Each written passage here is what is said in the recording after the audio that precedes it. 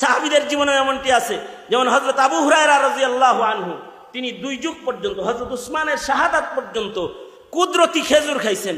কোনো দিন খাবারের কষ্ট ওনার করতে হয় নাই, কারোর কাছে সোয়াল করে কিছু খাইতেও হয় নাই। খিদা লাগলে আল্লাহর রাসূল কিছু খেজুর হাদিয়া দিছিল, যেটা একটি থলের ভেতরে তিনি কোমরে রেখেছেন। হযরত উসমানের যুগ পর্যন্ত উনি খিদা লাগলেই কোমর থেকে খেজুর বাইর করে খাইতেন, আবার রাখতেন, খেজুর দিয়ে আবার থলে ভরপুর হয়ে যেত। মেহমান আসলে খাওয়াইতেন, নিজে খাইতেন, আবার কোমরে রাখতেন, আবার খেজুর দিয়ে এটা কুদরতি ভাবে ভরে যেত। হযরত উসমান যেদিন শাহাদাত বরণ করেছেন, ওই দিন মানুষের ভিড়ে ওনার ওই থলেটা হারায় গেছে। তো তখন তিনি মদিনার অলিতে গলিতে ঘুরছেন, কাঁদছেন আর বলছেন, লিন্নাসি গাম্মুন ওয়ালি গাম্মান,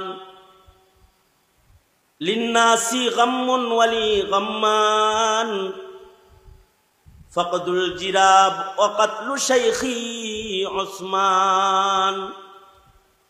মদিনায় ঘুরেছেন, কেঁদেছেন আর বলেছেন, মদিনাবাসী তোমাদের দুশ্চিন্তা একটা, যে তোমাদের খলিফা হারায় গেছে, ওসমানের ওফাত হয়ে গেছে।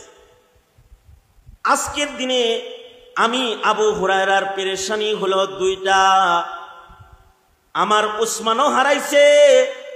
ওই থলে, যে থলের থেকে এ যাবৎ পর্যন্ত নবীর হাতের থলে, যার থেকে আমি খেজুর খাতাম, ক্ষুধা লাগলে খেজুর খাইতাম, আবার এটা কুদরতি ভাবে খেজুর দিয়ে বইরা যেত, মানুষে খাওয়াইতাম, এই বরকতি খেজুরের থলেটা আজকে আমার হারায় গেছে। তোমাদের তো এক জিনিস হারাইছে, কিন্তু আমি ওসমানের 2 জিনিস হারাইছে।